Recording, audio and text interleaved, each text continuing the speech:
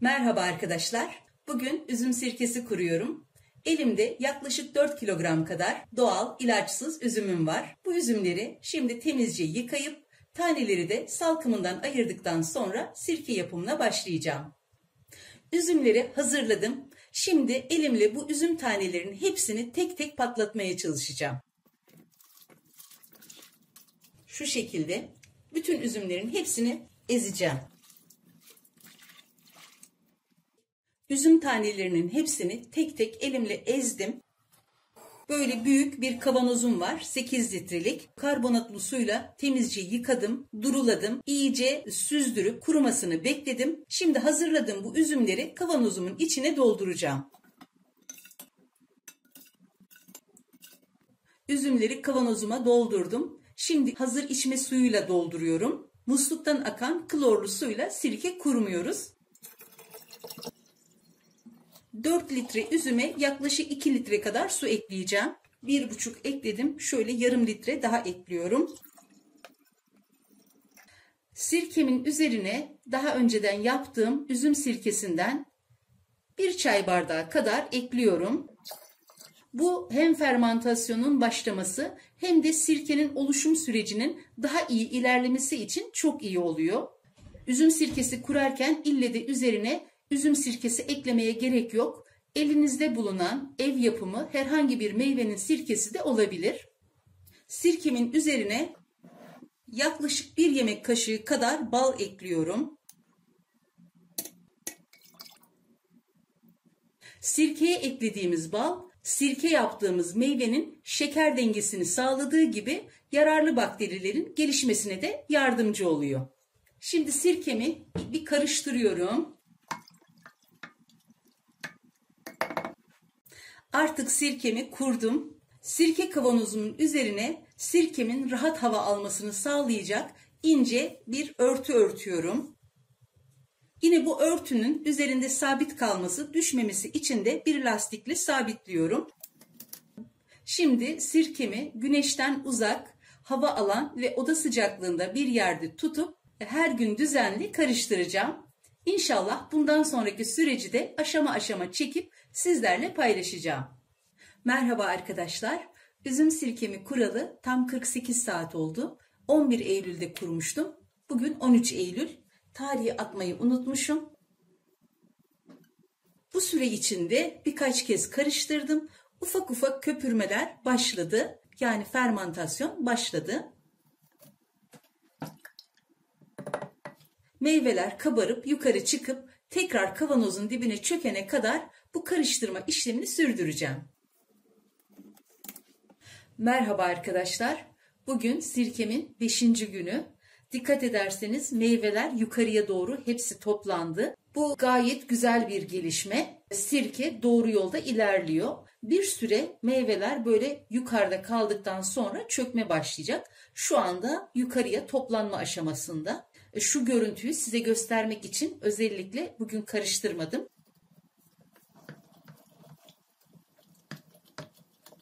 Köpürmeler iyice yoğunlaştı. Düzenli karıştırarak meyvelerin dibe çökmesini bekleyeceğim. Merhaba arkadaşlar. Üzüm sirkesini kuralı tam 13 gün oldu. Üzümler püre halinde dibine çökmeye başladı. Üstte çok az bir üzüm kaldı. Onlar da çöktükten sonra artık uykuya alacağım. Bugün de karıştırmadım. Özellikle şu görüntüyü görmenizi istedim. Bu sürede en ufak bir olumsuzluk yaşanmadı. Merhaba arkadaşlar.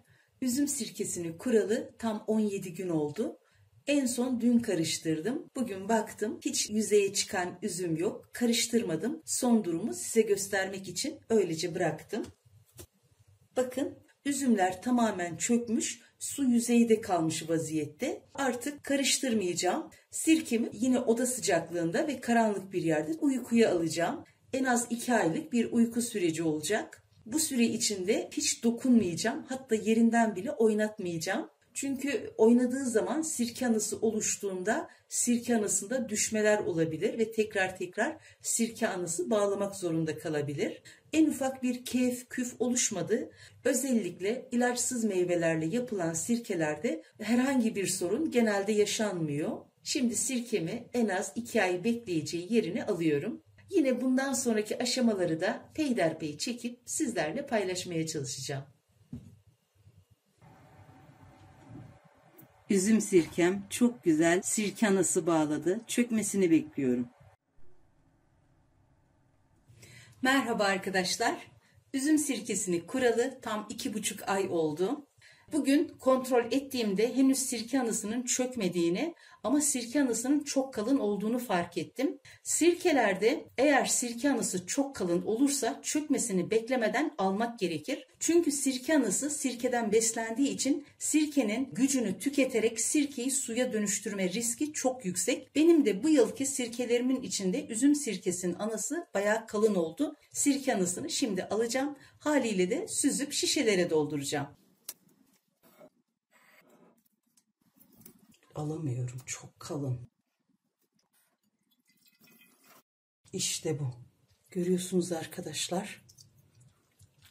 Elimle parçalamak zorunda kaldım. Sirke anısı böyle kalın olduğu zaman çok fazla bekletmeden hemen alıp sirkeyi süzmek gerekiyor. Ben de bunu geç fark ettim. Sirkemi süzüp hemen şişelere dolduracağım.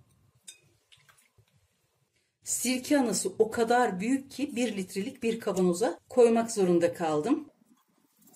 Kabıma süzgeci aldım. Üzerine de hazırladığım süzgüyü yerleştirdim. Şimdi yavaşça üzüm sirkemi süzüyorum. Kendi kendine süzülmesini bekliyorum. Sirkem süzüldükçe içine yenisini ekledim. Şu anda kabım doldu. Buraya alıyorum. Bu süzülen sirkeyi bir şişeye aktaracağım. Tüm sirkeyi süzüp bu şekilde şişeme dolduracağım.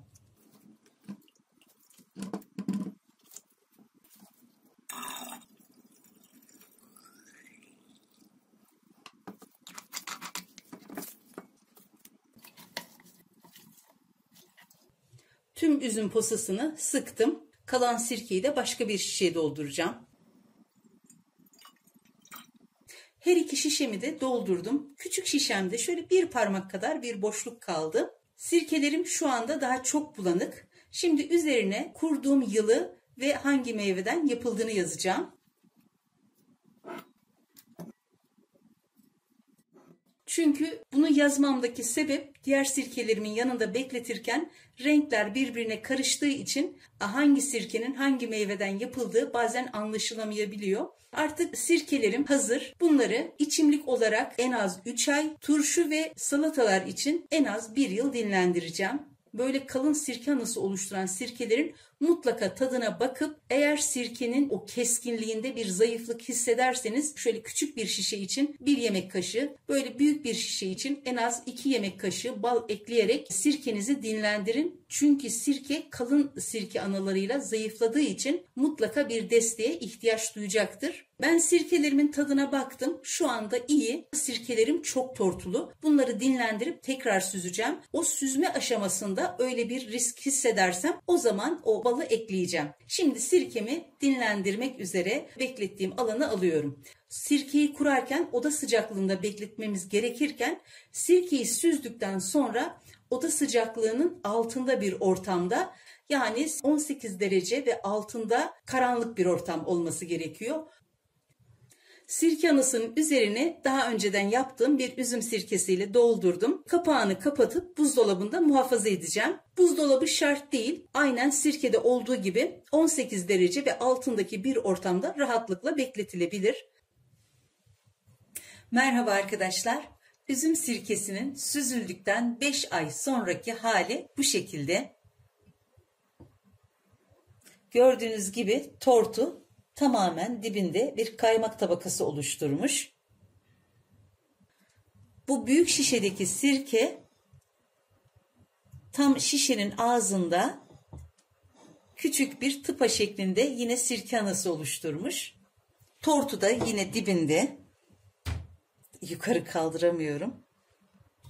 Oynattığım için kapağın ağzında oluşan sirke anası yavaşça dibe çöküyor. Sirke bu bekleme süresinde gördüğünüz gibi gayet parlak ve berrak bir hal aldı. Şu anda şişeyi hareket ettirdiğim için oluşan küçük tıpa şeklindeki sirke anası yavaşça dibe çöküyor.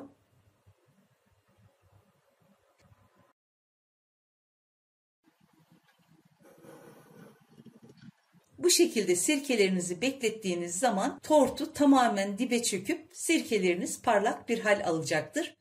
Üzüm sirkesi yapımı en kolay sirkelerden biridir. Şeker oranı yüksek doğal bir üzümle sonuç çok daha kolay ve güzel olmaktadır. Şifa niyetine her evde sirke bulunsun isterim. Sizler de bu yöntemle kendi sirkelerinizi yapın derim. Yapacak ve deneyecek olan herkese kolay gelsin, afiyet, şifa olsun.